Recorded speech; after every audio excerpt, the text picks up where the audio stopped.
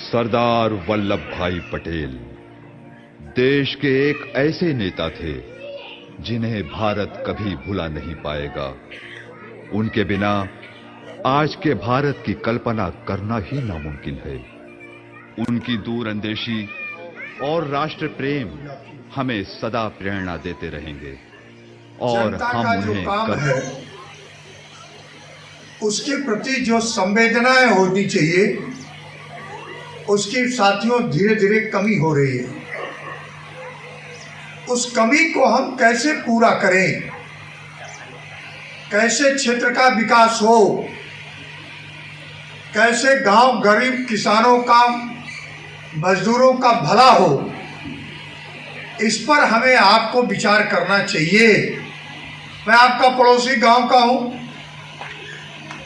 मैं प्रतिदिन इधर से निकलता हूं, आप हमें भली भांति जानते हैं।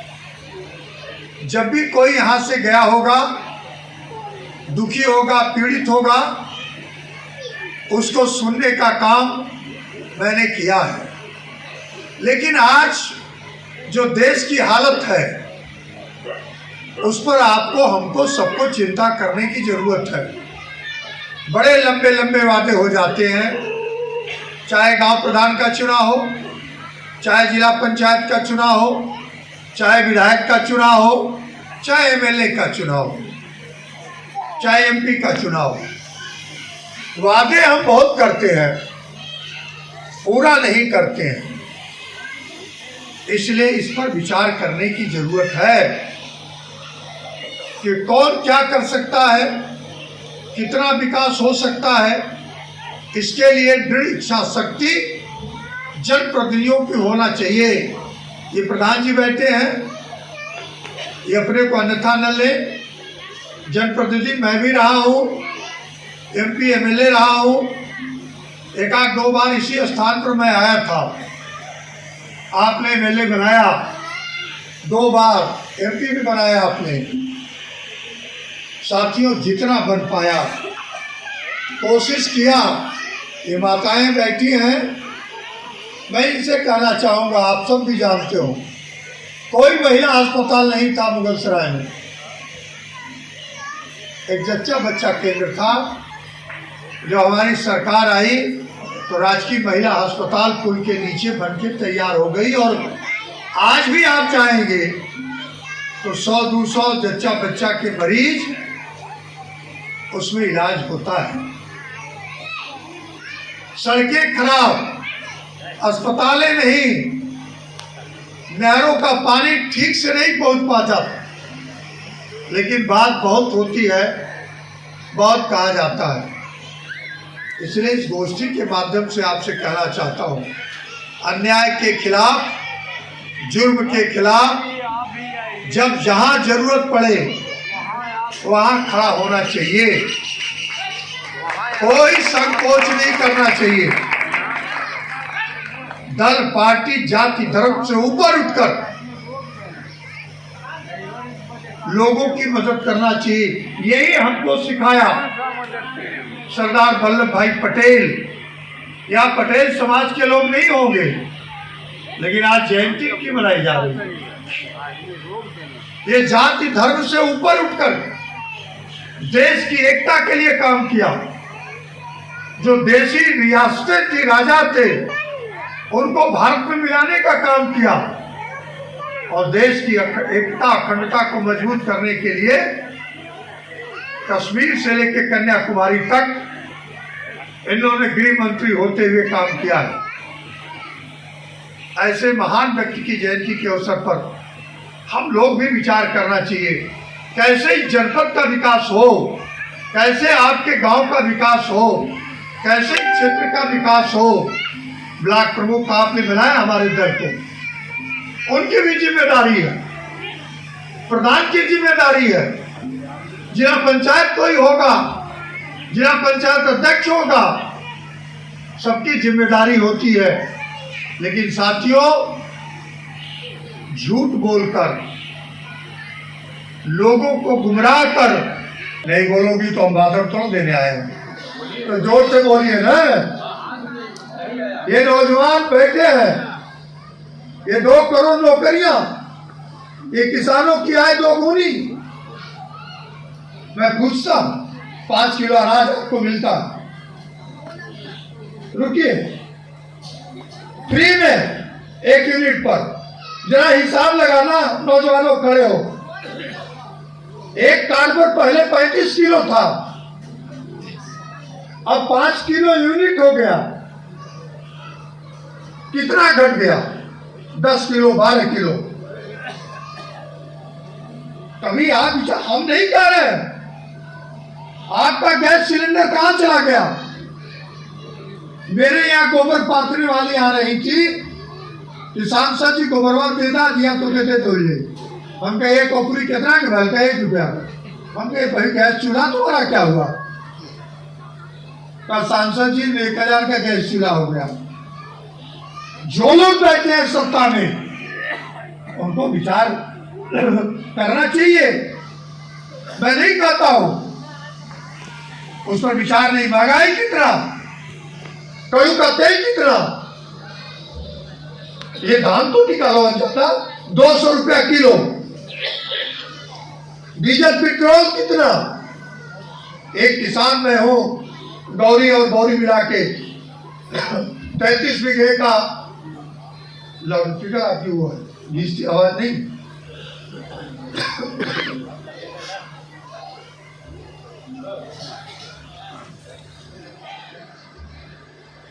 कितना हो गया? पर साल 62 रुपये था। हिसाब लगाइए, आज 95, 93 है। जब सीजन होता तो कितना हो गया? आपका बढ़ गया। धान की रुपये जोताई 800 रुपया एकड़ था कि 900-1200 रुपया एकड़। 2 भाव का 1 भाव। कभी आप हिसाब तो लगाइए किसान भाइयों, गरीब भाइयों। चावल दाल मिल गया आपको, गेहूं आटा मिल गया, मट्टी का तेल बंद हो गया, चीनी बंद हो गई, और आप आलू प्याज खरीदेंगे तो उसके भी तो हिसाब रखिए। गोहरी हम जोड़ के बेचते थे। हाँ, अब आप पता चल रहा है 1 रुपये का 1 गोहरी। इसलिए बैठा गया। आज समाजवादी पार्टी का झंडा है, हम सब लोग हैं समाजवादी पार्टी, लेकिन आपको भी विचार करना पड़ेगा, आपको भी महसूस करना पड़ेगा। बहुत से लोग गुमराह करेंगे, बहुत से लोग गुमराह हैं, उनको भी आपको समझाना पड़ेगा। क्या बताइए ना, हमारे बच्चों को नौकरियां मिली, हमारे लोगों को मिला। अगर ये नहीं आप बताएंगे तो हमने देखा वो जमाना मोनोचवा आया था। मिला मोनोचवा कभी? आप लोगों ने कई पागलों को मार डाला। ये कर बिया शादी बैल है, ससुराल आयल राती में नहीं पहचाना, 4 झापड़ वो डाला।